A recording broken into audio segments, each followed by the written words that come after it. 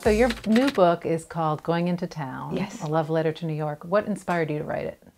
It was inspired by a booklet that I had written for my daughter when she went off to college and several years ago. And she went to School of Visual Arts, and we live up here in Connecticut. And we had taken many trips into the city together.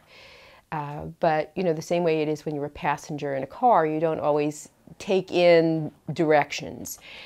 And I said, well, you know, Manhattan is pretty much, it's very easy to get around. It's laid out like a grid, most of it. And she said, what do you mean? So I got a piece of paper and I'm saying, okay, these are the avenues, these are the streets. So if you want to go from like 43rd Street up to 44th Street, you walk uptown 4 blocks. And she actually said to me, what's a block?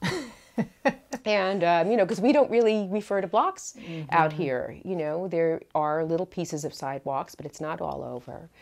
And, you know, so I thought, well, okay, we have a little work to do here. And then I sort of forgot about it. And at the end of 4 years, she gave it back to me. And she said, Mom, this was really helpful. Thank you. And I could see it had been used. I thought, well, you know, I'm going to just send this to my agent and say, you know, do you like this? Do you think this is, you know, a book? And she liked it a lot. And then as I started writing it, it was that, but then it became other things as well. And, you know, I wanted to talk about how much I really love New York. And why do you love New York so much?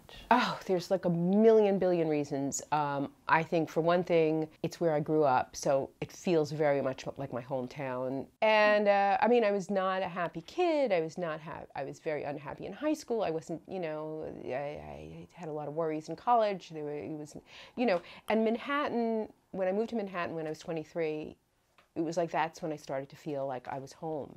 New York was really like, there's people like me here, you know? Right. Well, Roz Chast, thanks very much for talking to Shelf Life. Well, thank you.